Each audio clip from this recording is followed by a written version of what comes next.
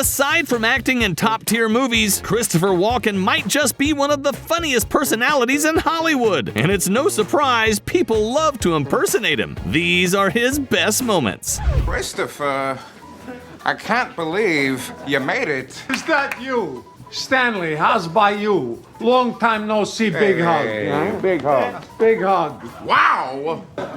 Wow. When's the last time I saw you, Stanley? It's my brother John's wedding 15 years ago. That wedding was so nuts. I recall we stole the ice sculpture. I wonder what happened to it. I don't know. It probably melted.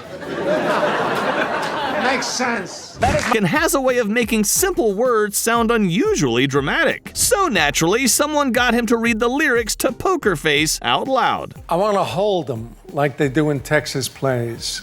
Fold them. Let them hit me. Raise it, baby. Stay with me. I love it. Luck and intuition play the cards with spades to start. And after he's been hooked, I'll play the one that's in his heart. Oh! Oh, oh! Oh! Ah! Oh, E! Oh! I'll get 'em hot, show 'em what I've got. Poker face. Poker face. If Bruce Dickinson wants more cowbell, we should probably give him more cowbell. Say, baby. And Bobby, you are right. I am being selfish.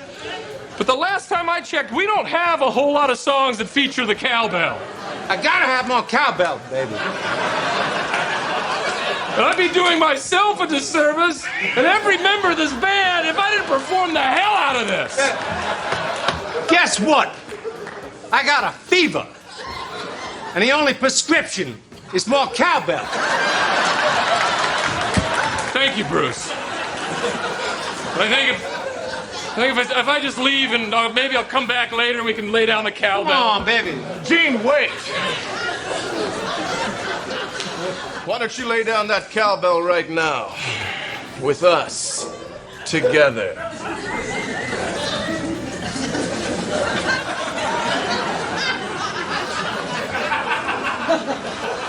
Do you mean that, Eric? He speaks for all of us. Thank you. Babies, before we're done here, y'all be wearing gold-plated diapers. What does that mean? Never question Bruce Dickinson. Roll it. Great monologues are usually built on rhythm, structure, and control. Christopher Walken became memorable by bending all three until they sounded entirely his own. During this interview with Jonathan Ross, he uncovered why he speaks the way he does. But if you were to try and teach someone, what do you think is the kind of distinctive quality you have? What is Walken-esque? It's probably a lack of punctuation. Yeah. I've never paid attention to punctuation. I remember when I was a kid in school, when I was told that the period is here and the comma is here and that's a question mark. I always thought, well, don't tell me what to do. If it's a question, I'll know and I'll do it. And if you tell me it's a question, I'll definitely make it a statement. So you're kind of I think it was just a rebellious thing. You're a grammar rebel. A grammar rebel. Yeah. Good. Not an easy phrase for me to say. But I'm going to remember that. Yeah, you're a grammar rebel. A grammar rebel. No. I remember Noel Coward very clearly. I was in the chorus of a musical that he was directing, and there was no reason why he should have paid any attention to any of us, but he did. And he greeted each member of the chorus on the first day of rehearsal. And I was in my dancing clothes, and I had on a pair of jeans and a red T-shirt, and he came up to me and he said, "That's an interesting shirt." And I said, I was very nervous. I said, "Well, yes, it's red." And he said, "Well, it's been an exciting day for us all." That goes very nicely into the... I started pulling my hair in the morning. And I think that's why I'm still, So to stimulate the scalp.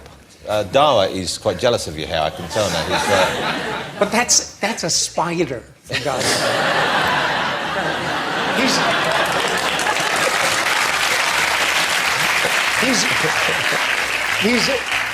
We were in the green room, and he was trying to convince me that that was his hair, but it's obviously a spider. I think it's the two eyes that give it away, to be honest with you. I think that's the thing. But a lot of people try to do that. Yeah. Well, the wig, yeah. If you were, well, now you wouldn't have to worry, but if you had been losing it, would you have gone the shaving route, or would you have put the wig on, do you think? No, I'd have got a wig. You'd have got a wig? Sure. Maybe I do have a wig. Yeah? No, I don't think so. If you had a wig, it wouldn't be styled quite as strangely as that. I'm admiring that. I love it, but it's not a wig. There was an Italian actor, Enzo something, and he would open the door and the lady would come in, they'd drink champagne, smoke cigarettes. In those days, that was a little bit risque, and he'd tell her his problems, and then she'd leave. It's great. It's also simple. Yeah. Yeah, nobody stays. Yeah. It's just Good night. The seduction has to happen. Seduction, and then she leaves. So you're homaging the Continental too, you know? Here, we're all sitting here thinking this is just springing full blown. No, that was from beneath your plumage. And apparently somebody laughed during one of the broadcasts. It was live. Somebody standing around, and they laughed, and afterwards Enzo challenged them to a duel. We don't do that anymore. This business is finished with You duels. laugh at me, I kill you.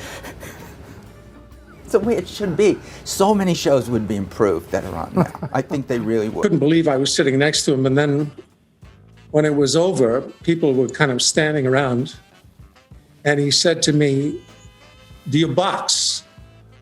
And I said, "No, not at all."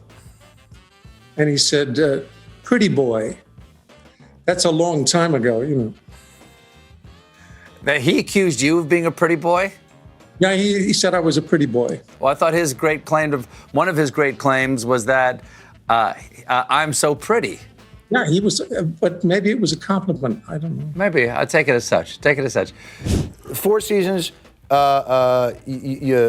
play the mobster that kind of looks out for them. The mentor. The mentor. Yeah. And helps them out. Yeah. But you understand what it's like. These are kids, they're like song and dance kids from a very tough neighborhood. You grew up in Queens. You were a theater kid. Did people hassle you too? Is it like, you know, for being involved in theater and that kind of thing? No. You know, that's what I meant. You wouldn't understand that. Where I come from in Queens, a lot of, at that time anyway, a lot of the policemen came from Queens. And it was just typical to send your kids to tap school on Saturday. So there's all these retired cops all over here, my age, who can tap dance. Oh my God. Christopher. Very few people know that. Christopher, if it's the last thing we do, we got to put on a show. Here's my plan. I think this is a perfect thing. 200 retired cops, tap line. Right in front of that, skunk wrestling an otter. Boom. We sell out Radio City Music Hall.